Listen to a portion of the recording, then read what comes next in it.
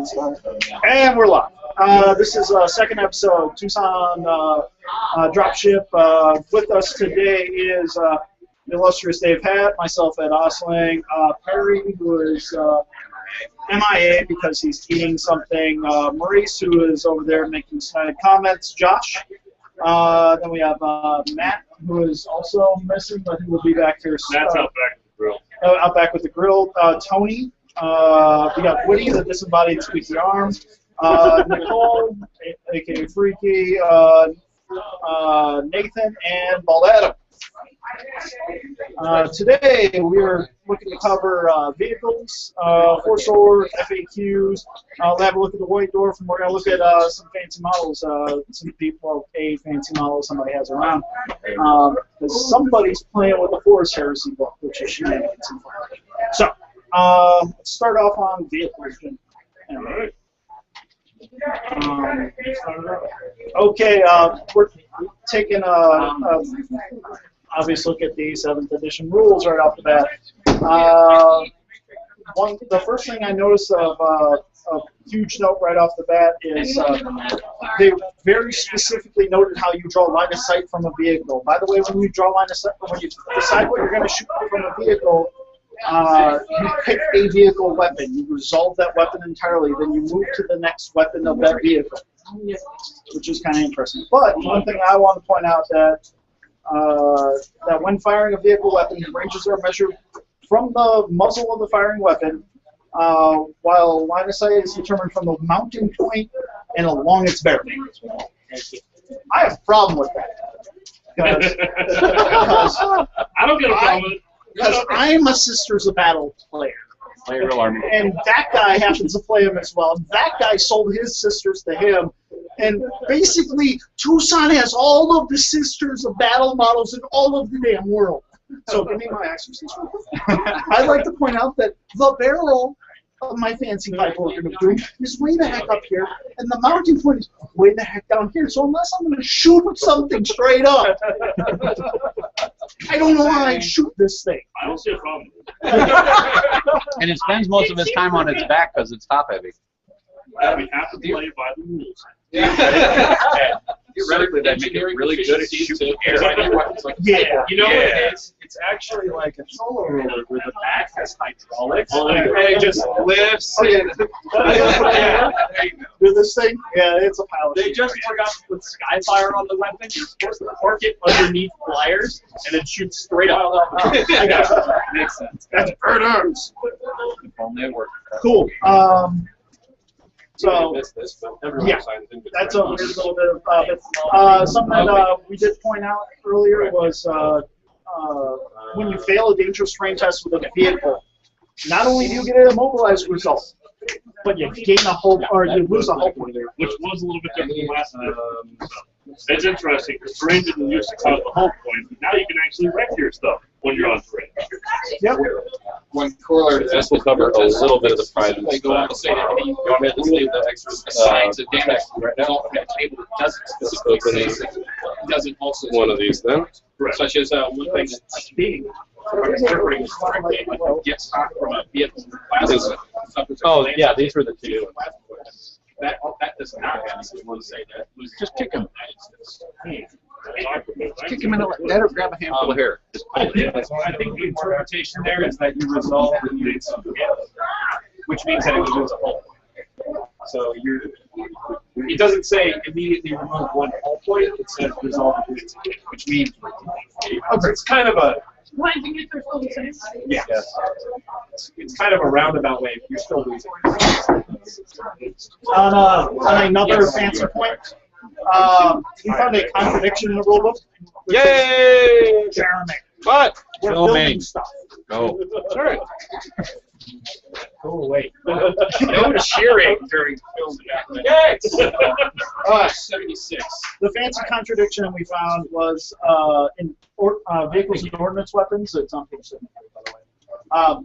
They say that you know how you can shoot weapons. Unlike other units, vehicles can move and fire with ordnance weapons. However, a vehicle that fires an ordnance weapon can only make snapshots with its other weapons. That turn a vehicle that has moved cruising speed can still snap shoot ordnance. but of course cannot fire ordnance weapon that cannot be fired as snapshots. The reason why we noted that, I mean, yes, it does auto contradict itself right after. It implies that they might release ordnance weapons that you can snapshoot. Even though the description of weapon that's not a blacksmith. right. So that's what I'm assuming they're gonna throw. So that would just mean a non-blast weapon that rolls 2d6 for armor 10 or and picks the highest. So you're looking at a dedicated anti-tank weapon. And with keeping the, if you fire ordnance next to your snapfires, it still kills your even option for having side sponsons on your Dutch demolishers. That makes the Necron monolith still an obsolete unit. Roughly, yes. And I was hoping for an actual change to that. But We got a wonky change. yeah. Shooting at vehicles, oh, this is a funny point that we brought up. Shooting at vehicles. Oh, yes. Did you want to cover that? Well, shooting at vehicles, we had two sections, actually. We had the invasion, and then we also had the point is, ladies and gentlemen, you don't count it from the majority of squad, you don't do anything like that. You count each firing weapon from the model that's firing it to the facing of the vehicle that model can see. This is going to be really important later because you got to think about the squads with the assault weapons like melt-a-guns or the guy with the crack grenade, something like that. If you can wrap that guy around the backside of that vehicle, he gets a shot on the axe. Oh yeah, that's how it works. It's by model, not by unit, so you can do all kinds of shenanigans. And this is going to be especially useful for people like Dark Eldar, for people who do lots of fancy assault troops, anybody that's fast enough to maneuver around the vehicle. So It becomes especially pertinent for cover. exactly. Can you imagine this without flankers, being able to whip your unit around the backside to get the very clearly interpreted armor facing, because that rear armor and the front armor have pinched in. Yeah. So.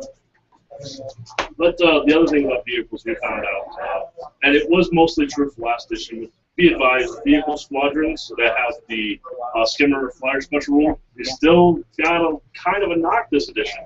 Between the damage chart being a little more painful for you, the idea that a lot of your flyer options have been limited, and the Jinx will apply to the whole squad even still. You got to be very careful about running vehicle flyer squads. In addition, since we're talking about vehicle damage table, there is no more vector lock. It's dead. It's gone. Screw that guy. It doesn't exist. Now, on a mobilized result, if you're on a result of 1 to 2, it is a crash and burn result. On a 3-up, it counts as crew stun. By the way, crash and burn, flyer falls out of the sky. If you got anybody embarked, strength 10 AP2s, you drop where the flyer was before it died, in the little area where the flyer was at. The flyer itself still drops to strength 6 AP-10 template randomly thereabouts, just like last edition. Right. And then another note about explosion results. It's no longer strength 3 for everybody outside, strength 4 on the inside. Everybody's straight up strength 4. AP none. I think we can all agree that our vehicle section is filled with all kinds of new little tidbits of information. Read it thoroughly. Even open phone, you take strength. Inside and outside. And then Even with all the changes to vehicles, and these are slight tweaks and stuff like that for transports, it sounds like a lot too.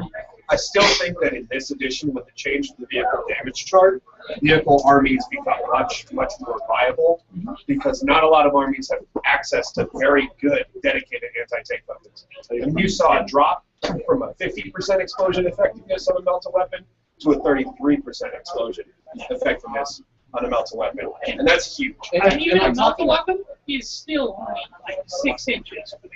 Right. 12. And on top of that, with the tone down of the flying monstrous creatures, it has made it to where vehicles, monster creatures, and flying monster creatures are much more balanced to work with each other. They work with each other properly. Versus, one Helldrake comes over, nukes that tank, nukes that tank, nukes that tank, and that was useless because your 170-point model just killed 500 points of tanks. Now it's balanced to where, You actually pay for your tanks, they have their resiliency, and they can't get taken off so easy. Agreed. I think the biggest thing, though, that would go along with the resurgence of vehicle armies, going along with, yeah, they're a little harder to destroy, is they're scoring now. Yes. All Yes, they are. vehicles score, and vehicles that are dedicated transport for troops are, have the special rule that goes along with that if you're not using one now, which means as a Tyranid player, I'm looking forward, and I use that sarcastically, to facing lots of Marine armies spamming rhinos all over this Not just creation. Marine armies Yeah. that are going to do that. Another thing we've got going on real quick is that we've got the terrain rules. Do not forget to read your data slates. Vehicles are no longer subject to their own rules for terrain. They have 25% like every other model out there, which means that when they go into area terrain, they get the full cover if the area terrain or data slate says so. Actually, I think I'll have to contradict you there. Page 77, the second one down, still has special rules for vehicles. I don't think they're the same thing as every other model's rules except for just for facing. The difference is you're looking at a full model. What's the other one? If it's in the area terrain, it's gonna to judge if it's obscured. You have to go off from 25% of the model, right? Yeah. This, it's not the whole model that has to be 25% obscured. It's just the facing that you're viewing. So arguably, they're better off. And on top of that, the data slates in the back specifically say that if any part of the model is in or on the terrain, it gets the full cover of the terrain. It's like the Twisted Cops in the Moonscape. The vehicles in the Moonscape, the vehicles inside the Twisted Cops, it gets all the benefits all the other models. Yeah, but the bold says vehicles are not obscured simply for being inside terrain, such as boots or roads. Agreed. You still have to give it 25. That's fine, but at least it's better than it used to. Now, unless, of course, you're talking about GW produced terrain, which the appendix in the back has all the fancy terrains that they make, and all of them straight up say that, let's see, I gotta make this more. models on the base of the Battlescape model receive a 5-up cover save regardless of whether or not they're 25% obscured. I hope this is something that James will talk about facts eventually, because this seems to be something that otherwise could be, you could argue it either way. They're claiming that they're, if you're spending the expense to buy their terrain, you get a carpet, We can hear you next. carpet bonus. So, Well, I think it's representative of the fact that, you know, our little models are not moving because that would just be too awesome to ever make. But they're supposed to be dynamically searching for cover. It's because who's going to get shot at by Eldar Guardians without looking for cover? The vehicle can't just suddenly jump behind a tree. No, but it's also moving and becomes harder to hit. which, to go to that point, that's exactly why the line of sight rules are clearly defined about a vehicle as, let's say, a Razorback coming from the hull or the mount down the barrel out the muzzle.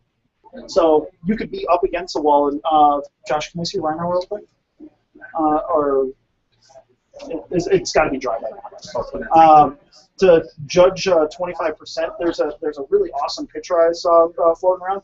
25% of a Rhino facing is a line that pretty much covers that. Yeah. That's Aegis defense lines are actually exactly designed that you can park a Rhino right in front of the dipping point and you get exactly 25% coverage. So that they pretty much built most of GW terrain to accommodate 25% of a model or of a facing. I still think I can put a Land Raider in the forest and hide the whole thing. They're creepy forests. Yes. And I mean, you can of course say, I want. Do you agree that this forest terrain we are using, even though it's not GW official, counts as the terror code? And that's really the key. Is just like always, players always have to clearly delineate what terrain represents what before the game begins. But on the whole, I can say from personal experience, at least Rhino chassis with my sisters, they're a lot more survivable, and I don't have to rely on my 6-up state nearly as much to keep me from going boom on first turn. I want to say the game that I played recently, I had 4 out of my 6 hulls left by the end of the game, and I only lost an assault. That's kind of thing. Yeah. I'm really happy to see vehicles as survivable and usable as they are now. Because it was pathetic having, oh look, here's my Predator. Oh, you got on its side armor? Yeah, that thing died. Yep. So they also make a point about obscured facings in the vehicle rules. So if you've got a Rhino that's sitting in cover and you can't see the front arc, then it says you can, but you can clearly still see the side arc. You can fire at the side arc even if you're not in the facing of the side arc, but the vehicle then counts as obscured and gets +1 to its cover save, meaning it's now a 3+ cover save if it would be a 4+. So, which is another bleed over from the last edition. Like say you're shooting at a moving Ross and you want to get the side armor because you No, can't break you it. have to be not seeing. it has to be, it's closest yeah, to the you. front side, the whatever arc you're in has to be obscured, but still seeing another part of it. Okay. That does theoretically mean that Example in is certain rare cases with vehicles that have the ability to boost their cover saves using something like Disruption Pod can at times have 2-up cover. Yeah. Well, Well, you know, it's corner cases, but it can happen. you know, it's on page 77. See pictures. Yeah. And you guys. Vehicles in the assault phase, I think they got a pretty good buff, always being counted as weapon skill 1. That way, they're no longer just sitting there, you know, doing the Tau Hammerhead, just hanging out in the back, or something like that, and then just auto hit. They at least now have some negation as far as that, unless they are immobilized. Sure. So people that like vehicles don't have to do a whole I move it 1 inch just to keep. Yep. It makes it, like I said, it makes it a lot better on the whole, because sisters, that's the only way we can survive is with our tanks. They were very specific about vehicles turn on by pivoting a spot in their center point, and a vehicle that only pivots in the movement phase does count as stationary. Right. So you do have to, you know, lazily, you know, drift to the left with your invasive maneuvers and, you know, No. to get your weapon skill 1. What is nice too with vehicles, especially the skimmer rules, because of Jink now, is turn 1 they can live with a 4+. I mean, yeah, they have to snap fire, but most of the skimmers out there that were dying turn 1 were delivery systems. So Except in a Dark Elder army where you're not a delivery system, you're the whole brunt of the army as long as you have armor on venom spam.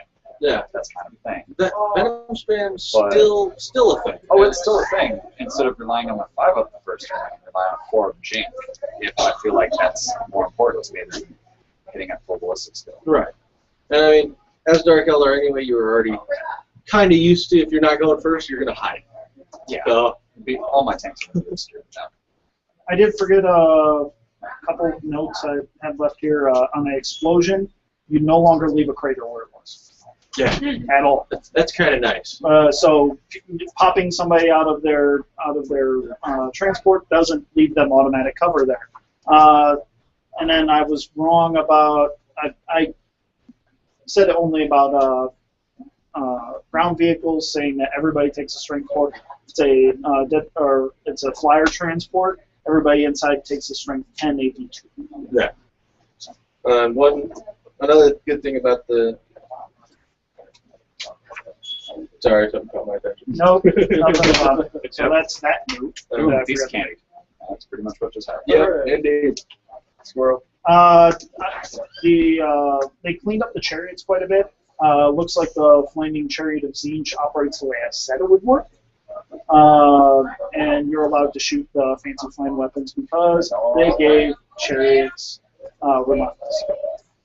The big thing that I like for chariots right now, well, I'm primarily a Necron player, so my chariot, since now in Assault, you're always fighting the front armor of a chariot.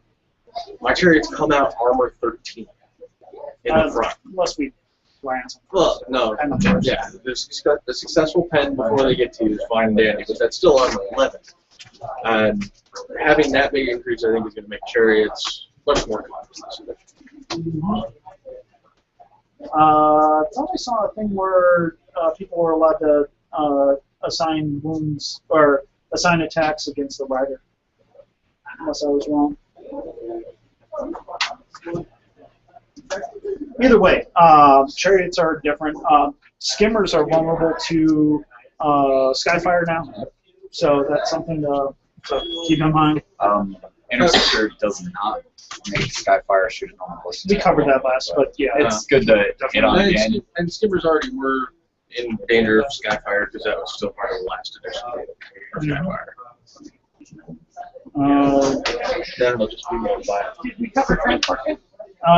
We are. I think we kind of covered most of that. Was there anything in particular that you were looking at? What's up? Oh yeah. If you're allied with somebody, the joke we had going around here, a little off color, pun intended, was say if you had a White Scars army and Salamander's army, and that Salamander's character joined the White Scars unit, and they wanted to get in the transport, the White Scars vehicle said whites only on the side. No longer does. We have desegregated 40K and said that your battle brothers may get inside your transports. I'm going to get email on that. It's great stuff. And howling banshees everywhere are rejoicing. Yeah. Yes, because now they can hop on assault transports from their friends at dark. Not this Sunday, but next Sunday, right? Another really big note with transport is read the Psychers. The only weapon or the only psychic power a Psyker can use while embarked on a transport is a witch fire. There's no more blessings, no more maledictions, no summoning from inside a transport. They have to come outside of their little can. They can't just hide there and buff their armies. Yeah. That's I got. That's a good point for that Longmore Slanesh I was thinking about doing eventually was have heralds riding the chariots, and they won't be able to summon demons off them. No, that would. The riders. Because They still count as as far as Okay, wow, we've been doing this for like 20-some minutes. Let's get out of vehicles. We'll talk about. Dave's not here for Force Org, so let's skip ahead to FAQs. FAQs, they dropped a ton of them, and if you're wondering where they are and you don't enter whatever, you're on the internet, you should know where they are, but they're on the Black Library website. Everybody in the standard GW, everybody got FAQs. I know Josh. Except Sisters, except Inquisition. All the ebook only ones did not get updated in an FAQ. And then on top of that, which I'm annoyed, none of the fancy APOC books with all the data slates got them because there's one formation I've been dying of. No stormtroopers for you. What's a stormtrooper? I don't know. They don't exist. Retcon. Bye, baby. Yeah, no. I know they've been renamed, so I'm hoping for. Yep, we're aware. Wow. Thug life. Yeah, bend your hats. Not even 3 yet. I know, huh? Bars are closing early, apparently. So we got a whole list of FAQs down. The people that got beat the hardest with it. Space Wolves. Space Blood Angels. And Blood Angels. Blood Angels just got to do Yeah. a reissue. The reason why they did is because they made all their vehicles not fast. Yep. So there was a 24-hour period of time where all the Where Blood Angels forgot how to be fast. Now they're forgot fast again. Oh, okay. Fast again. Hence why I was Okay. they forgot. They have since remembered. Okay. They have since remembered. Somebody put some sugar in the gas tank. But Yeah. I think, at least on the subject of Blood Angels, for their FAQ, a particular note is that they don't generate psychic powers from their own book anymore. They generate them from the standard set of psychic powers, which means you have no more flying. As far as I can tell, nobody that has special psychic powers, with the exception of orcs. Orcs that lost all their special. Okay. They Well- have theirs on the cards too. Speaking of orcs, guess what's on front of New White Dwarf? Guess what codex is coming out next? Blood Angel. Obviously. Blood Angel. No, it's definitely Blood Angels. No, not Blood. Could be Space Puppies. Yeah, I'll go to Space. No, Sisters, we're getting an update. Yeah. Oh, okay. Yeah, again. This time I'm gonna be able to have like 7 special weapons. But no, orcs are gonna be in the book, Ed. No, it's gonna be a page after it in White Dwarf. So orcs are getting their new book, most likely, it sounds. And they put out the new fancy Gargant knot, not Gargants, which is the Gorkanaut and the Morkanaut, which they are confused on which one is which. one costs 245, the other one's 230. It's confused on whose weapon it has in itself. There's leaks about this. I mean, that's because one is brutally cunning, and the other one's cunningly brutal. So, they have clown cars. They hold dudes. the Claw Gork, or possibly Mork, is a strength 10, AP1, melee concussive weapon. that seems pretty good. It has 4 attacks. By the way, this is, as far as I understand, the first transport walker. It's not an issue. That's not me. Wait, which one? Yeah, that one. Can warlords? Some of them do. Well, no, not World War Titan. I think some Like of them Emperor Titan, yeah. The Emperor Titan. I don't know if they have any warlords. No, they don't. No, the biggest one there is Warlord. Yeah. Has 1 access point in the front, which is big old belly. Has a Scorcher, 2 rocket launchers, 2 twin-link big shooters, a Death Storm mega shooter, and a whole bunch of other shenanigans. Also rampages. Believe there was. yeah. And it has the German diary. With Groundbreakers. Oh, Groundbreakers bestowed that? Okay. Awesome. That's 30 points on Groundbreaker ever. I know, 30 points. Yep. The Morkanaut can take a custom force field, and That extends the radius. Yep. Save, right? Yeah. yeah, it's a bubble of love. Speaking of Q and bubble and all that fun stuff. Let it go. Let it go. No. It's a big thing for Dark Angel players. The powerful generator now takes effect inside of a vehicle again. So you can put your librarian with that little, I think it's like 35-point 4-pinful bubble inside of a Land Raider, and then, hey, look, now you've got an even bigger 3-inch bubble. Yep. Kind of a thing. So now they don't have to fall behind on a bike. Maybe now. And you can have a banner in there. Because all the shooting for offenses. That's it. I'm waiting to see. Somebody's going to do it. 3 Land Raiders, 2 Imperial Knights. It's going to be a thing, and it'll be funny. He's already done it. No, I did 2, and no. Did you ever get the 5 Riptide list down? You can do it. You can now. Well, yeah. You couldn't figure it out before? They No. figured it out for you. Well, I mean, I figured it out, but I was just lazy. You And max out with 5, I think. Back in 6.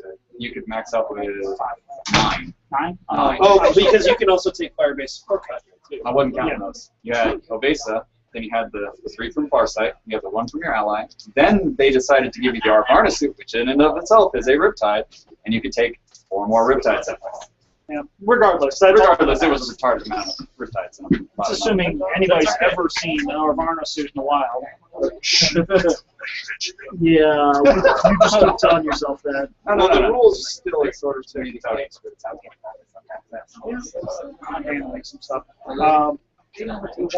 Farsight on class got, I don't know if it's a nerf or a buff with their 4d6 Deny the Witch, because now it's a 2+ in the arena. And then much better because it's a bubble. Yeah, It's 2 on top of that, which you don't get any bonuses to Deny the Witch anyway. So now you're sitting at 4 of the Witch instead of 6 of them. Yeah. I think it's amazing. I was wondering how they were going to work. At least they came up with something that's feasible, rather than 4 dice for each 1 die. Yeah. That would have been what a crazy. generating 4 times as many work dice would have been neat. Yeah, but Seems at the same rate, since I can put that on a Riptide anyways in my army, and my Riptides are scoring, set him on a, hey, you're going to come after the Psychic Powers, because that's what your armies do. I'm a Fire Witch Fire. The Fire Warriors are next to you because it's thing. So now they have a 4 in that Witch. That's amazing. It's nice. It really is. It actually makes it worth the points. Speaking of other changes, the Ultra Key. The flamer, its weapons are mounted as a whole mounted weapon, so 45 degrees to its front.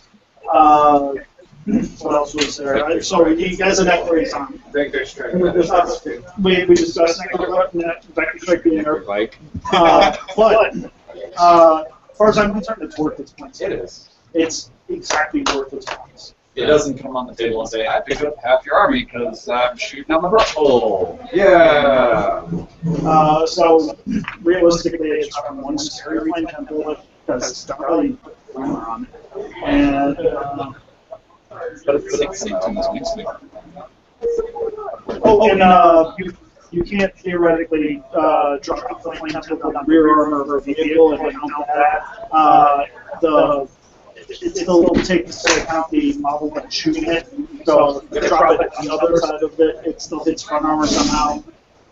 Just deal with that. Cone of fire, this way. Doesn't jump over tank. Yeah, but if they make it sideways, all you flip this to the back, it still only gets front armor. Because it's the facing is determined by the closest facing to the. I'm not complaining. It's similar to like a direct fire blast weapon, where you're Yeah. still removing casualties from the direction of the fire.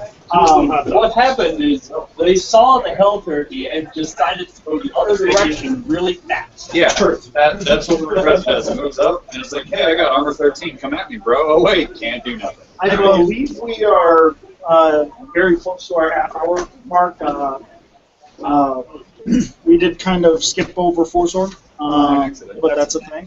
I'm content with going a little under if anybody has objection to it. Dave, Four-Sword wants to do this. All right, Four-Sword. Four-Sword. Not really. There are two ways to run your army. It's the one everybody online is talking about. Run unbound or you come battle with it. Or you drop out with something like that. Just wait for the minute. So, there's one of the owners that people are going to be interested in playing. Battle Horde. Okay? Battle Horde brings some sort of similar standing in the game. I recommend it. Not that I'm against unbound. Just that you're playing Battle Horde and you want positions for the most of the night. They provide the line numbers and the allies charts in the section. Line arms, no, it's very, very clear. It's pretty much exactly the same force order you're going to do from last edition.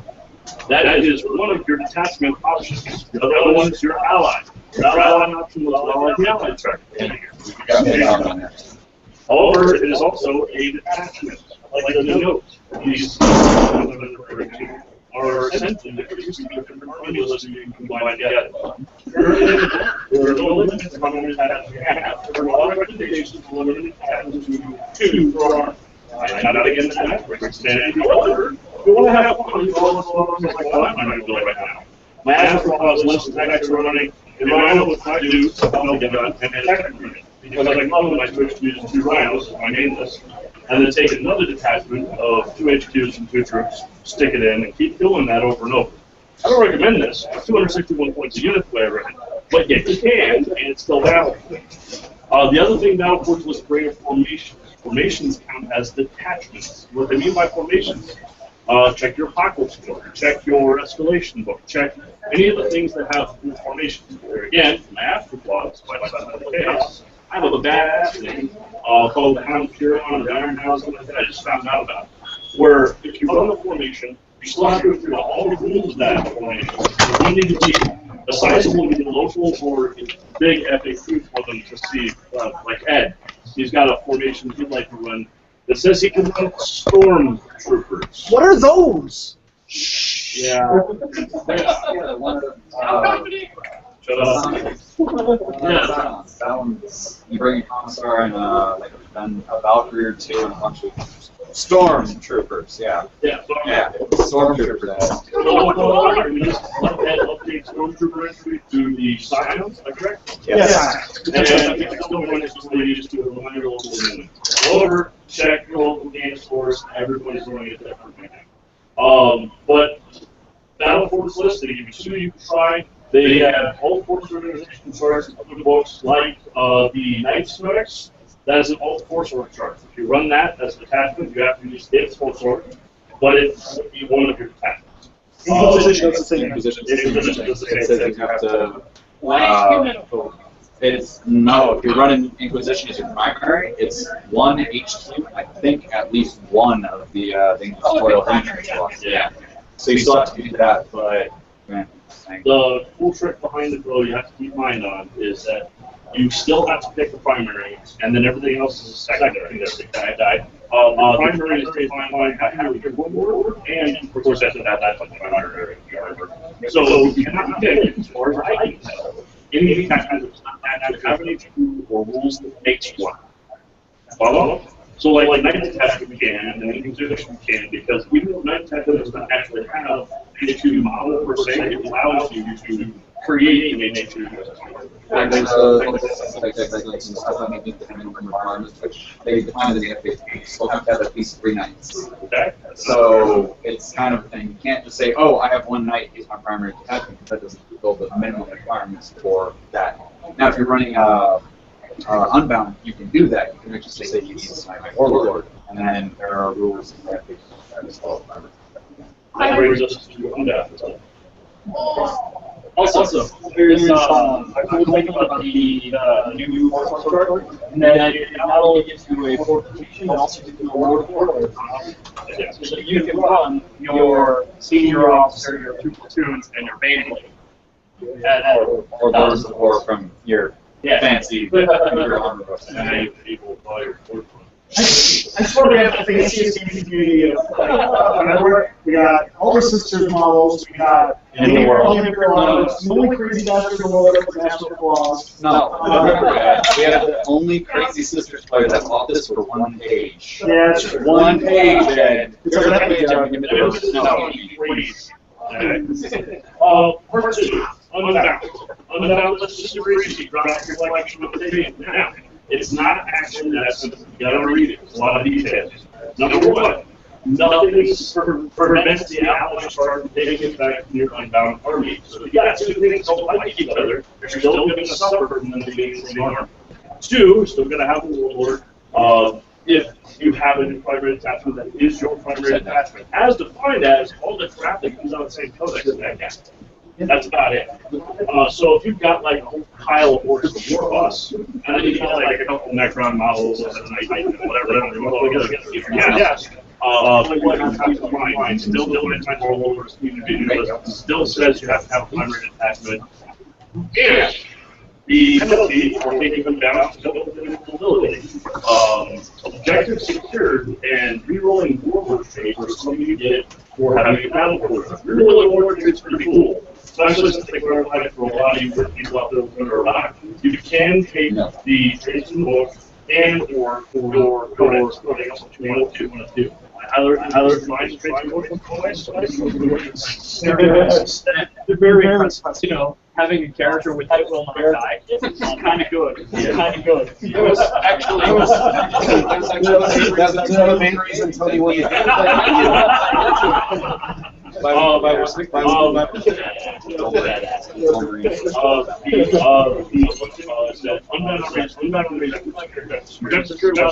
to test objectives. That means that if you play them down, you gotta wipe everybody off those objectives. If you're playing Maelstrom missions, which change from turn to turn depending on what you use and do, that could be a real pain in the ass. Makes it to where Unbound armies get the ability to drop far more cheese than they normally want to and or have to. But they have to work twice as hard in order to get their objectives. Definitely paragraph we're going over the notes of the warlord. Only scout plan there over there who actually learn this army movement or otherwise. Those are plucky Nazi scouts. If I wax your H2, your warlord's going to be gone. It even applies to things like outplaying. The warlord dies for outplaying used to defend. They come into the standard reserve, not for outplaying. They lost it. We're in red. The important thing to note about Unbound Warlords, though, is that you can choose a non-HQ as your warlord, and that's because the army is Unbound, you can actually activate an HQ unit. So theoretically, you can have like a mullet as your warlord. I'm pretty sure. Over and over again, I'm still catching up on the rules. Like it is. You still don't have to choose an HQ, just a character model for your primary unit. That's awesome. Another big thing with Warsong is the new allies chart. I really like it. Especially one improvement, because being an army that doesn't really have allies, desperate allies. that's kind of nice now, is your troops from Desperate Allies, and now everything from Desperate Allies, because of the rules, is scoring. So I can actually score and contest, as for last edition, I could not. And that would cause me to suffer two troop squads of scoring, just so I could do something kind of funky or crazy. And now I don't have to.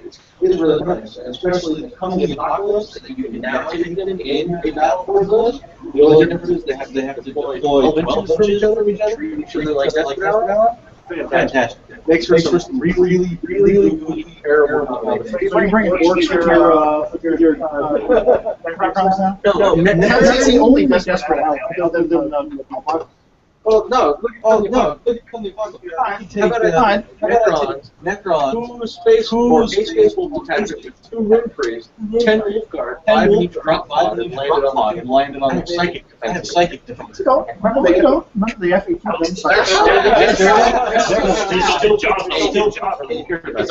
There's freaking 24-inch bubble. Your psychic power. Not yet. One of the really cool things is you can now do a gene stealer. No longer for promo. It actually does bring up this interesting point from a more game perspective. You can compare a heavy assault army like with a heavy shooting army like Tau. Like hard. You can treat those Tau fragile units with cheap sheep. Or apply whatever fluid. But it's a viable tactic in the game. I knew this. Or if you do the ultimate blasphemy. Great ice, no demons. Yes, this is true. They don't have anything. They can even yes, they can. Hey, I summoned a herald. And he's going to summon more little crab heads to just do what he wants. Great themselves, like actual you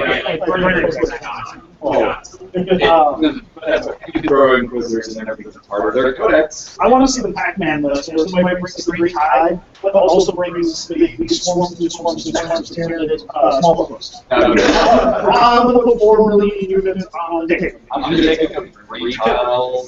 So the making almost as long as the top shooting. Now shooting phase, I would do that if I just couldn't stomach the pot of paint another 40 turrets. You reminded me something about the not-Tau shooting phase. When assaulting a vehicle, I forgot to mention this earlier. When assaulting a vehicle, you have to go through combat ranks. And if you lost combat ranks, which Tau can do, because of all that shenanigans, all those wounds cause danger terrain they come through, or all those wounds count for battle wounds for the vehicle. Not dangerous terrain, specified that have to happen for the subsets like danger terrain, Overwatch. Anyhow, In your next turn, it's afterwards.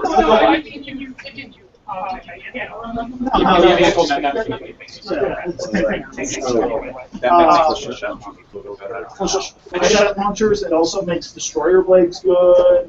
I don't. There's more work here than that. Maybe this is just me, and this is something I haven't seen in any of the editions. I've been playing since third, albeit I skipped fourth because I was kind of out of it. A lot of people should have skipped. But I have, other than the pretty, in my opinion, meager tank shot rules, and I'm not necessarily advocating for more complicated stuff, because God knows 40K is complicated to run. There still really isn't good rules for, like, an AV-13 vehicle trying to hit a squad of guardsmen. You know, there's no vehicle charging rules. Yeah, there is. Other than tank shot, but only one person dies. Actually, no. If that one person dies, the rest of the unit gets paid. I thought it was just one person dies. Unless they changed it from last edition. Any model that can't be moved out of the way. Yes, should still get killed. So if you get them against, like, between two buildings, Yeah, and you mow them all down that way because obviously can. they can't go through past the train, a window or a door or a hole in the wall. They're all going to get run over. Because that move left, right. However, your primary weapon no longer might be Kind of unfortunate, but I mean, although on the one model. So you know, and that's not really a change. That change is a couple of But I do think that's kind of odd that Raider say to impress to run over a unit or something, only one guy. But there's always to do that.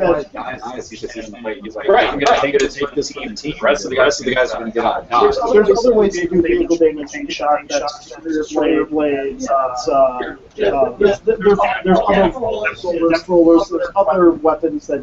This thing's damage shot.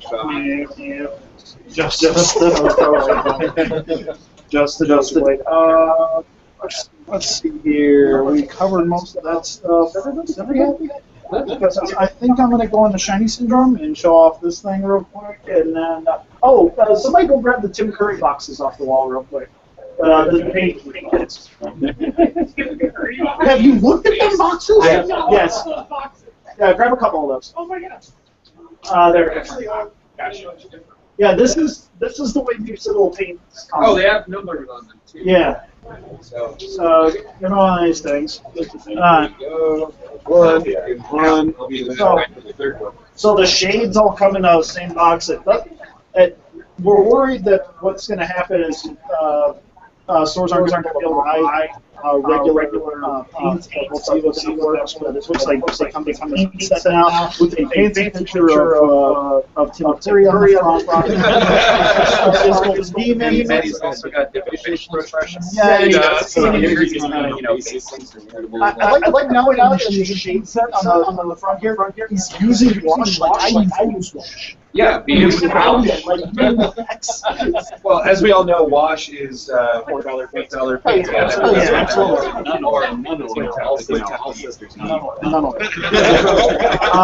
They have a basing set. They also have a dry set. And then they have a basic set, which the demon on there is like 3/4 stuck to the screw, and like he's like trying to clip the screw. He's like, no! So, you got another one up? Yeah. We actually have one of every set here. So. Yeah.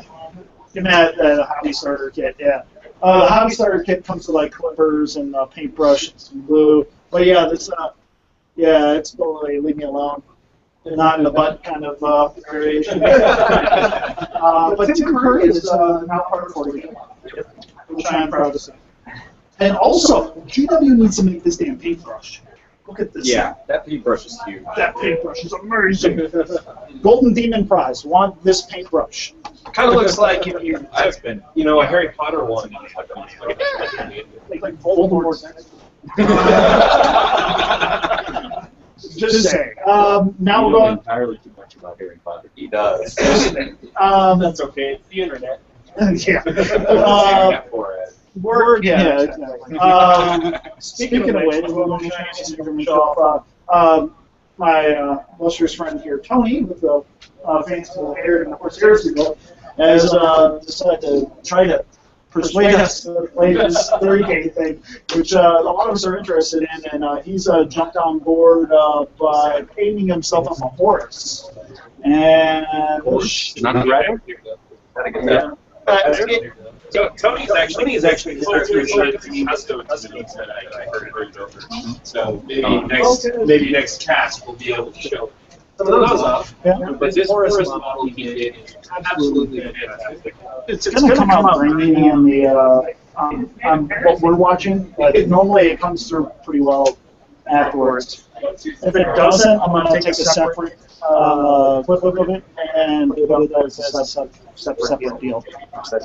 In case those of you viewing, whoever may be, can't get a good image of this, at least right now, this particular piece has been mistaken to Tony's credit as mission piece several times.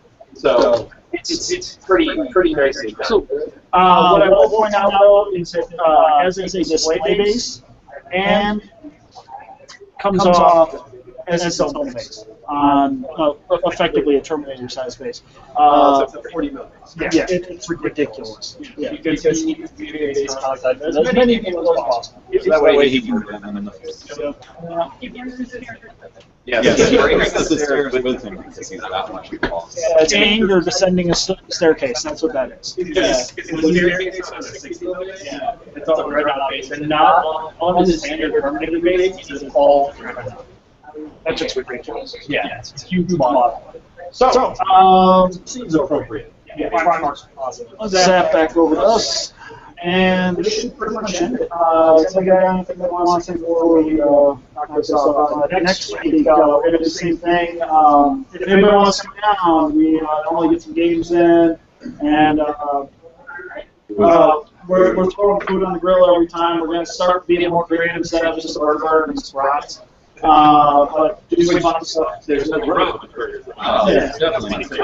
Don't be offended that we eat because we don't care if you're offended if we eat while we're doing this. Or if we hobby in the case of me. Yeah. Frankly, there's very little we care about that you're offended.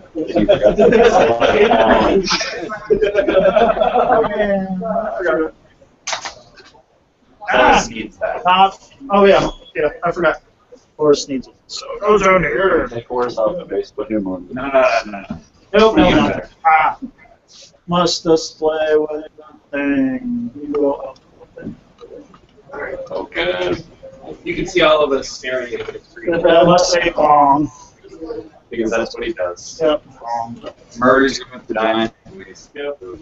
In case you folks are familiar with 30, the Forest Heresy coming out right now. Third one just came out relatively recently. And they do have rules for Primarchs to play in games with 30K. And Horus so far seems to have pretty much the best rule set out of all of them. Although it's pretty close, you're looking at bloodthirst level stats on those guys because that, simply is supposed to be around the thirst all the time. Sort of like but no, he's pretty much the worst thing. Just so you know, rules for Primarchs we don't have yet. We don't have out there. No. Yeah. We do? Do we? They were booked. They were booked too. I know we don't have one. We don't have No Lehman Ross, No no Lehman Ross. St. Winius. Yeah, he was in Yeah, they have a model that they previewed for him. There's a beautiful model for Mortarion. Yes, just came out. He's a booker. Oh, he's a booker. No. Robot Girly Man. No Gwilyn, no we got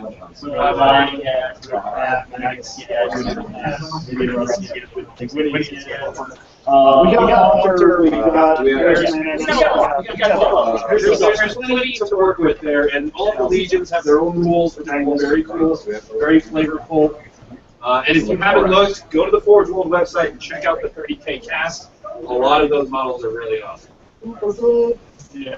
Although they're super expensive. They are pricey, but They're pricey, but so is Kingdom Death.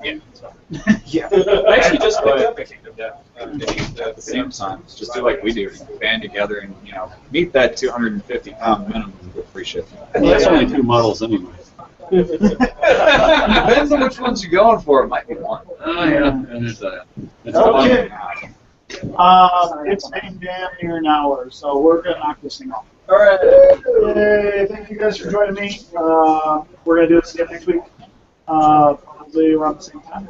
So maybe in the other room, so that people aren't like disturbed coming through here. And if we don't care what the internet people think, we don't care what. yeah, they're like other people over there. They might fart on your back. Yeah. Anyhow, this thing's turning off. Bye bye. Don't die.